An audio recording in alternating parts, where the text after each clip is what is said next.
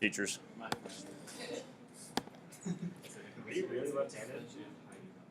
I've been writing with my left hand all year. Yeah. That's a little That's not very good. No. If you had your glasses, you would see Plato, Socrates, Aristotle. I thought those were like the three wise men would be. I'm sorry. Water. Would you like water? Jenna, you see what has happened to Emma?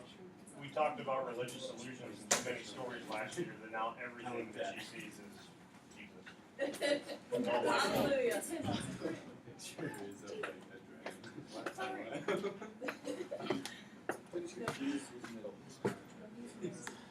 All right. So when it comes to logical fallacies, couple things to understand about them. Based on the term itself, fallacy, flaw. It's a flaw in a logical structure of an argument. So that's going to be like the overall basic definition for a logical fallacy. There's some kind of flaw in the way that argument is being put together. If we were to play off of the stuff that we were going over yesterday with Tolman model, the warrant wouldn't really make sense. The evidence actually may not, depending upon what it is. But the warrant, the reasoning, the connection between your evidence and your overall claim, it just does not match up. So more often than not, it's going to be an error in the reasoning. Generally, I would say it's an unintentional error in reasoning, but that may not always be the case. You may sometimes decide to intentionally use a logical fallacy with the assumption that the person you're saying it to will recognize that it's a logical fallacy, and you'll get them to go, oh, that makes sense. Which you're scoffing already at that idea. Using it intentionally, I feel like That's a power move. It's for sure. It can be extremely effective. it's like really risky. Well, so it can be extremely effective. The hope would be that should you try to use a logical fallacy on Nick in your next debate, Nick would go, wait a minute, that is fill in the blank, that he would be able to recognize it. But certainly, all you gotta do is watch a political debate, and you'll see logical fallacies coming left and right. More often than not, someone's not going to go, "Hey, that's ad hominem or non sequitur or whatever the case may be." But as a listener or a reader for some things, you should be able to go, "No, that connection's not being made." So it would be very risky, I hope, in here for you to use a logical fallacy. But it's certainly, good old cafeteria debates. Arguments with parents. It's risky calling out a logical fallacy when your parents use one. It's just a poor idea. It is a really poor idea to go, but Mr. Kane said, because I don't want to be a part of that whole,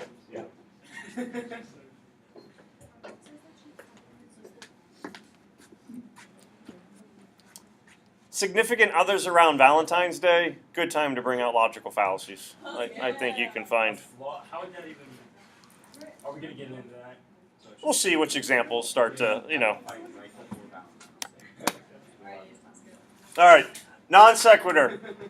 Non sequitur literally means it does not follow. All of those of you in Latin probably didn't remember that it means it does not follow. So it means it does not follow. Non sequitur would be like saying figurative language. I would consider it like an umbrella term. So honestly, a lot of the terminology that we're going to use, in the follow-up would be examples of non sequitur, or would be examples of one of the terms that we're going to use as red herring when you are purposely trying to mislead or distract someone. So it is in itself a logical fallacy, but more often than not, I think what we're going to be identifying are going to be examples of non sequitur. But it literally means it does not follow. So the evidence, the reasoning that you're putting together, the claim does not follow that logic. Tonight, after school, I have to take Addie to Dick's because she wants to buy a headband, a Nike headband.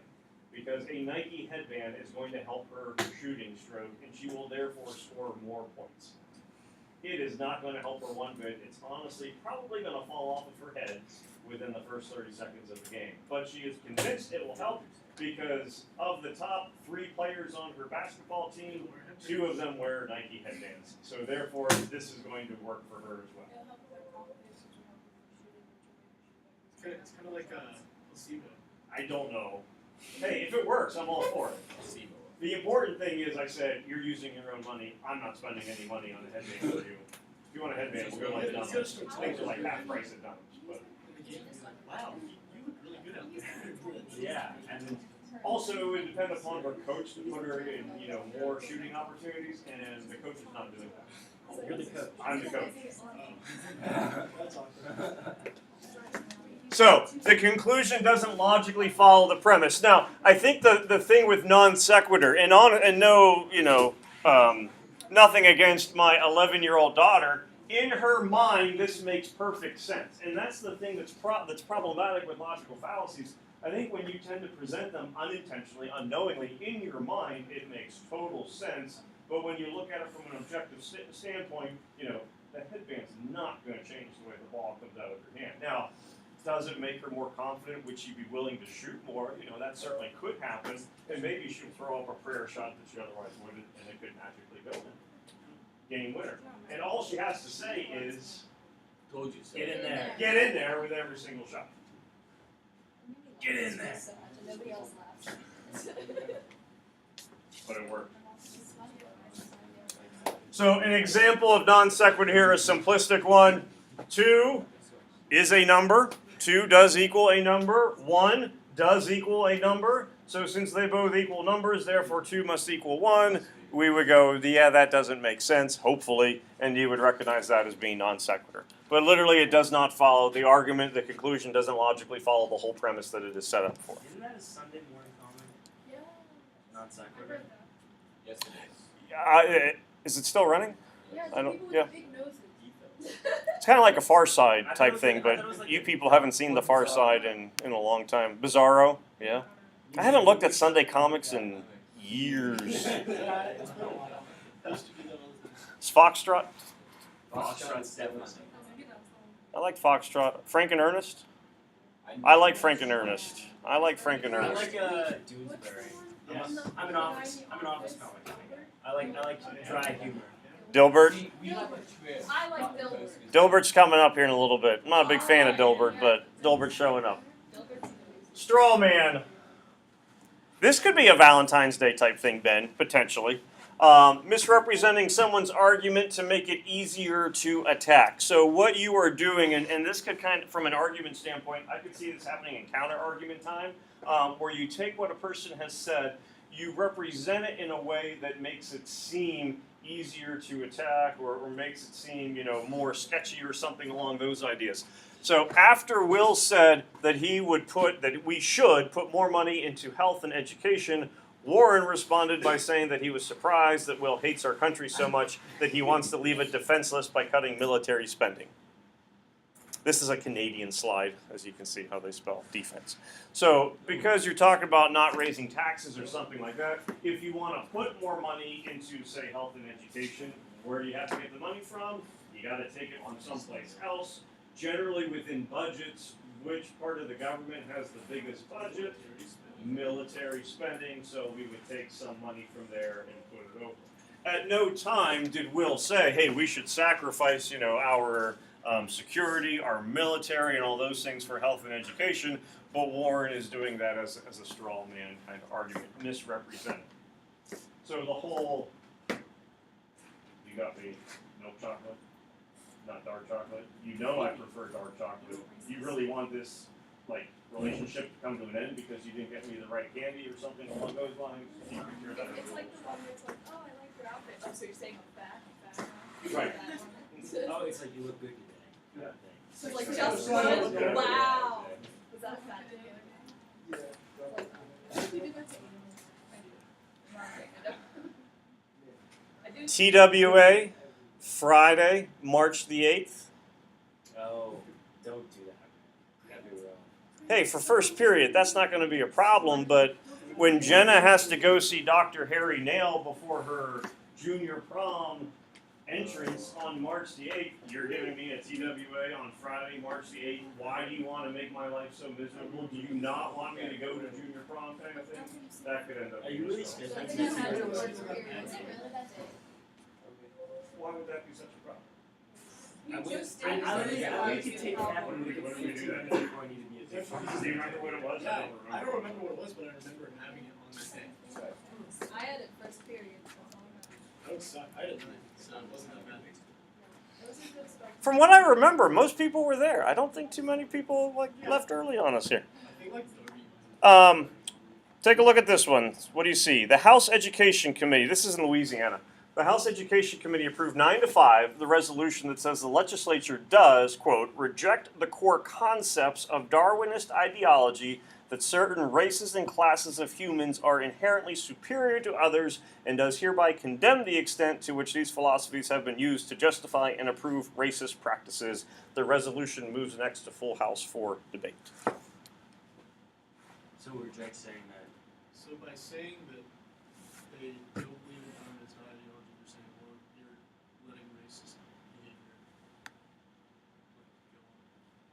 on. Say that one more time. By Saying that they reject Darwinist ideology, they're saying that, like, oh, so you approve racist behavior. no, not by rejecting it. That if they did not, so reject the core concepts of Darwin's ideology that certain races and classes of humans are inherently superior. So if you accept the core concepts of Darwinist ideology, you would be approving that, that racism, essentially, classes and races of people. Do you see anything in there that would be strong in it? Just assuming that, you have Hitler's Darwinian philosophy instead of, choose some benevolent science.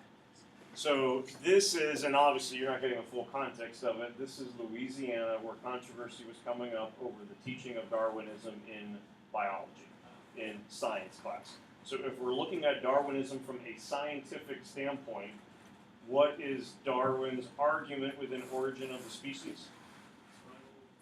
Survival of the fittest, but what are we talking about? Adaptation. Habitats. Specifically, we are talking or writing about not humans, animals. So you're taking the argument that, okay, if you are teaching Darwinist, science so far as evolution as to how turtles have changed or birds have changed, you're arguing now human racist, separation of folks based on gender, race, culture, things along those ideas. Those concepts of Darwinism within a scientific field has absolutely nothing to do with classes, humans, racism, things of that nature. So you're making, thank you, the misrepresentation that if you are teaching Darwinism in a science class, you're also therefore going to be teaching racism. Are those going to be like the examples that we have on the test? It wouldn't be that long-winded, no. And like you would have something where you wouldn't need background information, that this would pertain to a science class in Louisiana kind of thing. If Mr. Kane wants me to have a miserable weekend, that's why he's giving me a book to read and an essay to do, that would be more of like a type of straw man that would show up on a quiz, type thing. Oh, there's Dilbert. Yeah. We'll get to Dilbert here in a second. There's more Latin. There is more Latin. Reductio ad absurdum translates to reduced to the absurd. So when an argument, and we got 3 examples, when an argument is reduced to an absurd conclusion in the attempt to prove that the argument is therefore untrue. So it's kind of like a straw man in a way where you would be misrepresenting someone else's argument, but you are reducing it to such an absurd element in order to disprove it. Emma, can you read frame 3 of Dilbert? I can't even read the titles. Dilbert? What Dilbert? I'll leave that up. So this first part, then we'll kind of get into the examples that we have here. And again, Ben, it wouldn't be this lengthy of a... So, reduced to the absurd, argument is reduced to an absurd conclusion in the attempt to prove that the argument is untrue.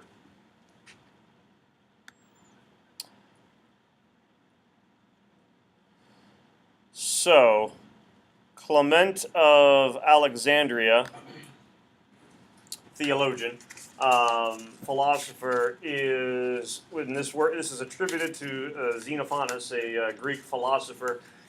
He is arguing that humans place too much, put too many human traits, human characteristics into the Greek gods. So this is why the Greek gods would not be in the form. He's not saying Greek gods would not exist, but they would not exist in the form that humans, poets, writers, philosophers believe that they would be. But humans believe the gods to be born and to have their own clothes, voice, and human form. But if oxen, horses, and lions could have hands, or could draw with his hands and complete work as man's, then horses and oxen could draw pictures of gods like horses and oxen, and they would make the body in such a fashion as each possesses. So there could be a horse god. It's like horse Zeus. So if horses could draw, they would draw gods in their shape. So our gods aren't as human, and it's not just the way that they look, but also like the fallibilities that would exist, so where you would have like adultery existing among gods and jealousy and all this kind of stuff, that we give gods human characteristics. This cannot be true, because if we were to give horses the opportunity to depict their gods, then they would look and act like horses, and the oxen's dogs, the oxen's gods would also look like oxen and all that kind of stuff. So it can't be true, because if you gave that something else the same opportunity, they would depict it in their way. So it's being reduced to the absurdity of, we're not going to have camels and oxen and little puppies and kitty cats drawing pictures of gods and all that kind of stuff. Wait, so that's in favor of saying that way? Saying that we He- we make them too human. Yes. He's not saying they don't exist, He's just saying but he's saying that we make them too human. So the idea would be, if we give them fallibilities, it makes us feel better, because then we can go, well, the gods mess up too, so it's okay for us to mess up as well. Yeah.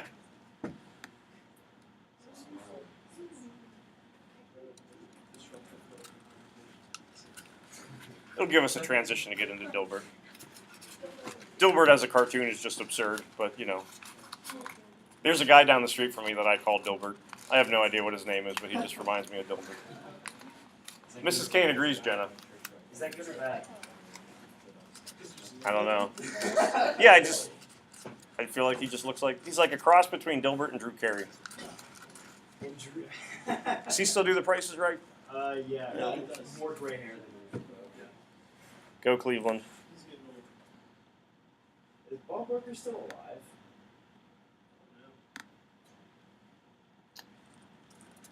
I don't recall his passing. Yeah, I feel like they were news.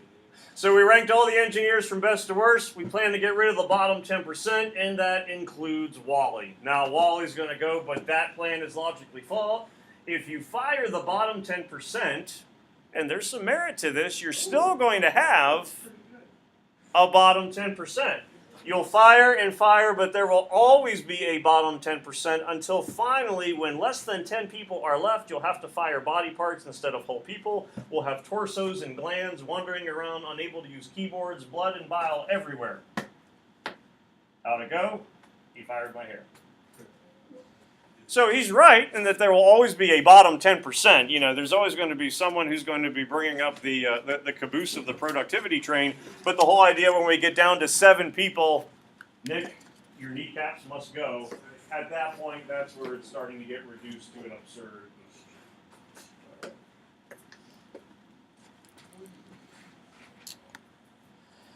And then, since we're in our final season, only 10 episodes left. Not really.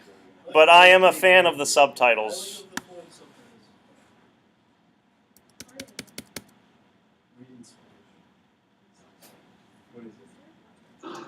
Do you mind if I stay here tonight? No, yeah, take the couch. Or my bed. I just got new pillows. I think we decided Italian, maybe? Yeah. The couch is good. Hold that thought, Leonard, a moment.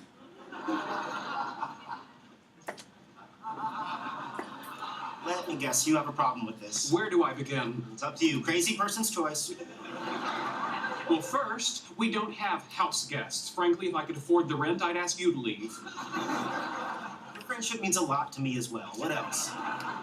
Well, Our earthquake supplies. We have a 2-man, 2-day kit.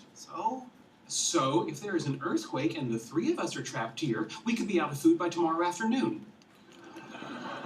I'm sorry, are you suggesting that if we let Penny stay, we might succumb to cannibalism?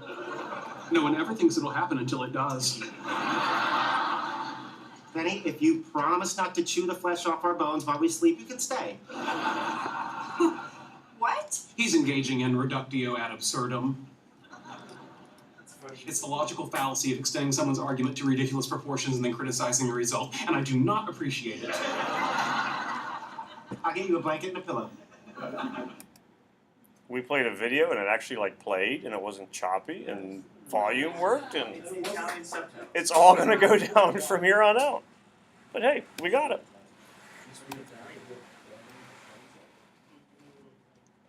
Not on the test, but a real one.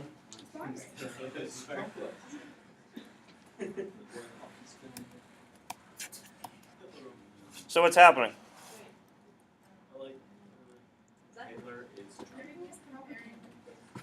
So it's obviously not like real Latin, but it is a real. This would be something that was getting done a lot in the 1950s. And this one's not going to be showing up on your quiz. There's not going to be like a little picture of Hitler or something along those ideas. But what's happening down here on the bottom? They're comparing all of the past presidents together. They are reducing them to Hitler with the idea that when you look at that person, it makes you think of Hitler, and therefore you're deciding that this person is evil.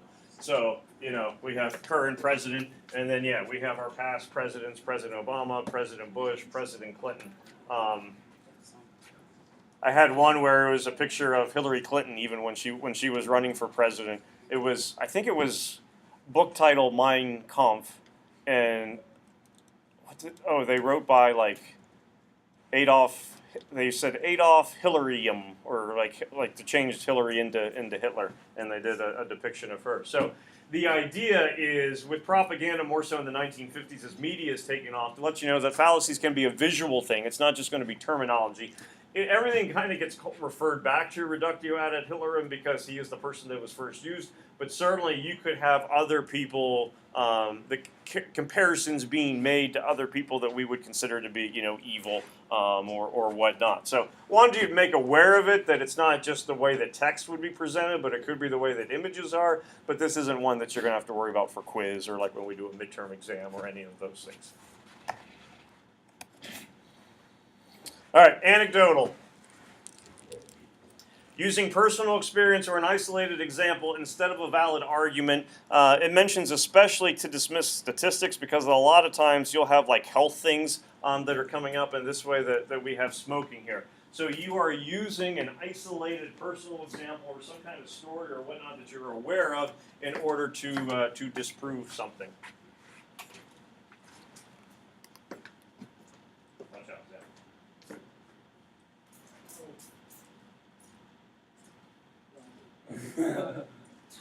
Alright. That's a good rating. Oh god. Oh my god. It's like a sniper. Watch out, Grant. You genuinely just have a water bottle sprayed. I was like the homeroom once. It can reach Mackenzie from anywhere in the room. I was like right in between the eyes. So, Jason said that was all cool and everything, but his see, we had the one video. But his grandfather smoked like 30 cigarettes a day and lived until 97, so don't believe everything you read about meta-analysis of sound studies showing proven causal relationships between smoke. At the beginning of the year, where they're dealing with the cigarette company, the son of the main executive was talking about his grandfather. And remember, this is when like the Surgeon General warnings are. He said about his grandfather, "My granddaddy smoked cigarettes, lived to be 95, got hit by a truck." So he lived to be 95, smoked cigarettes, all these years, and it wasn't smoking that killed him. It ended up being the fact that he was, hit by an automobile. Could that happen? Could you have a situation along those lines? Certainly. We could probably think of some, lady that lives at a grandmother's nursing home where you see a church smoking Virginia Slims or Newports and is 87 years old. But that's not something that you would want to do all the time and expect to, live. You know, I'm not going to study for the physics test. You know, I didn't study last time. I did pretty well. It's probably not a trait that you always want to have because eventually things will probably catch up with you. Is that like whenever people say, "Oh, it's snowing outside," or "Oh, that polar vortex"?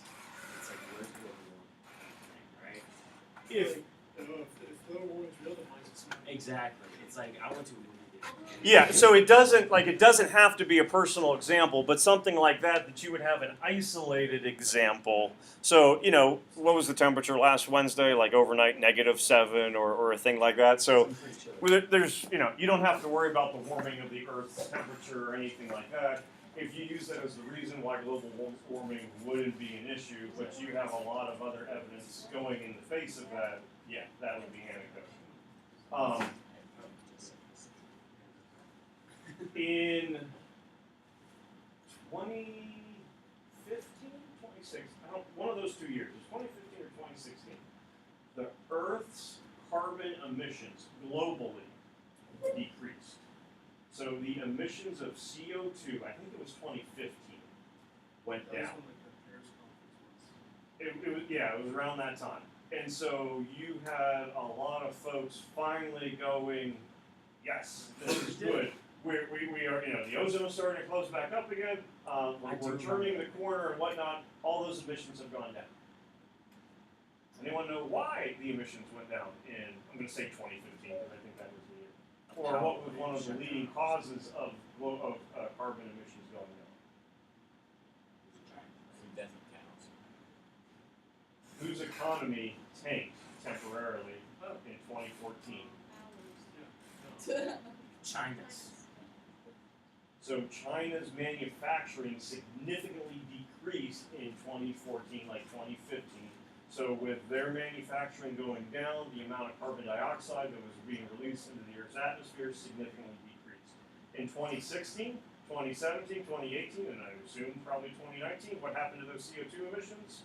They went back up because you had manufacturing. So if you were, and this is kind of also going into another logical fallacy that we'll get into, Ben, but the idea of that isolated example of 2015 carbon emissions going down, therefore we don't have to worry about it. Well, based on the fact that, economies are booming again, manufacturing is going up, we would have to argue that, yeah. Carrick just doesn't learn. Well, he's tapping the fingers to let us know he's still there. Still alive. Everyone's favorite, slippery slope. Yeah. DirecTV commercials would be slippery slope. Assuming that one action will cause a series of undesirable and unavoidable consequences, the domino effect, essentially. So if you fail the Toolman model quiz this week, then you'll probably fail this class, flunk out of school, remain unemployed, and become a burden to your society. One thing is going to cause this whole chain reaction of events. Armageddon is coming. The apocalypse has arrived. Oh no, get ready. Take cover.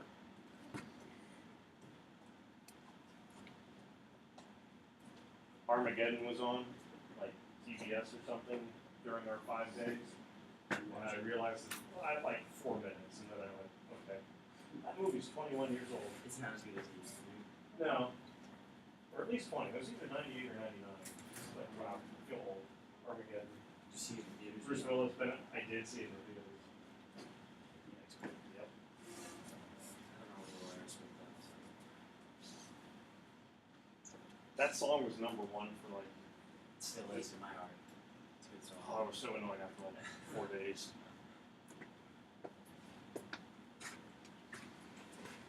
But you remember a couple of years ago there were the DirecTV commercials, where if you purchase cable and then blah, blah, blah, blah, you'll end up being in a roadside ditch, function, all that kind of stuff. Don't buy cable, get DirecTV. That would be a classic example of slippery slope. I'll mention that a lot of times you'll see logical fallacies like political debates or at least political commentary. If we elect this person president or if we elect this person to be senator, well, gas prices will go up, yada, yada, yada. You have this whole domino effect taking place that tends to be a slippery slope.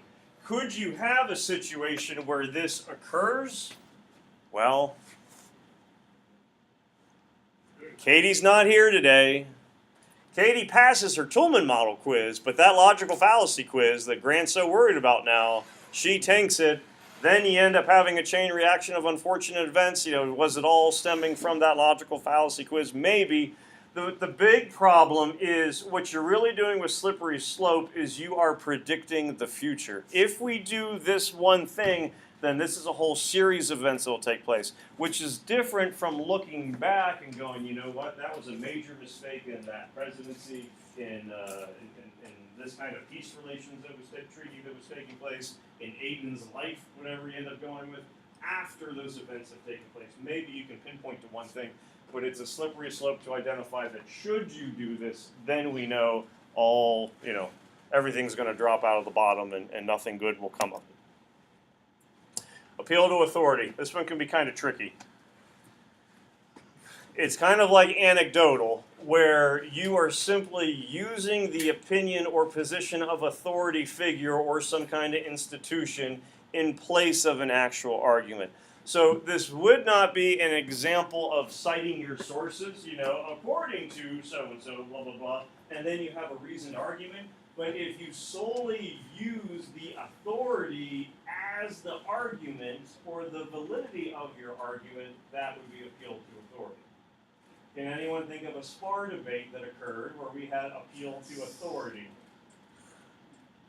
No, one doesn't come to mind. Not one? As Zach is smiling and Nicole looks at him. So, the Martin Luther King, the John McCain, yeah, that's going to be a little bit of appeal to authority. Now, was it beneficial for him? Yeah. Yeah, you won. I can't argue with it. So, it worked. And I don't know, would it have made a difference if Katie went, hey, that's appeal to authority. There's no connection whatsoever. Let's get back to a reasonable, logical argument.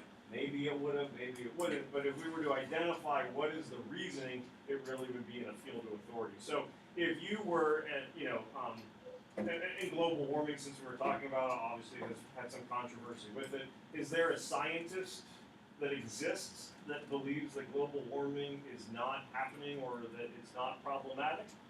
Absolutely, there is a scientist that would. Does most of the scientific community agree with that? Probably not. But you could find a scientist that would say, no, we're not having global warming. An ice age will appear in the next 2 years. So if you were to come up and going, according to Dr. So-and-so, our ice age is going to be hitting us in 2021. Therefore, you don't have to worry about global warming because you're solely relying on the argument or the reasoning of an authority figure and you don't have your own logic, that would make it appeal to authority. But you'll look like a doofus if a person presents a good argument, has good material behind it and good authority figures and go, hey, you quoted a scientist, that's appeal to authority. No, it's only appeal to authority if you are using it in place of a rational argument. So, you're getting reamed out by mom or dad, and you're going, but Mr. Kane said, that's probably going to be appeal to authority.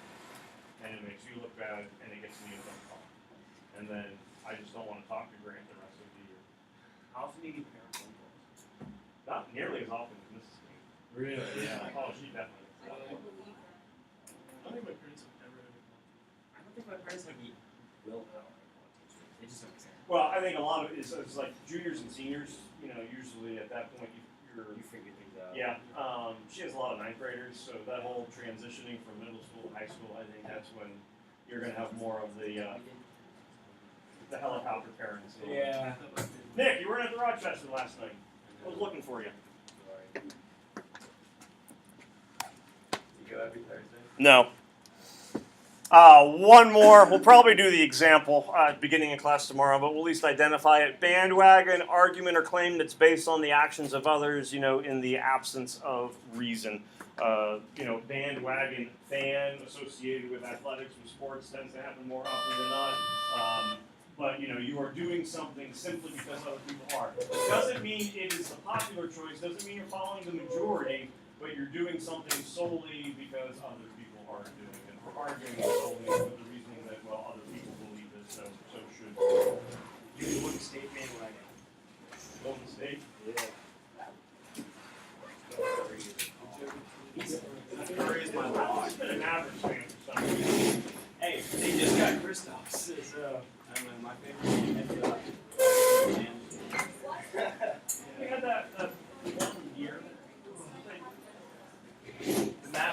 2011 is when they won. They lost to the Heat.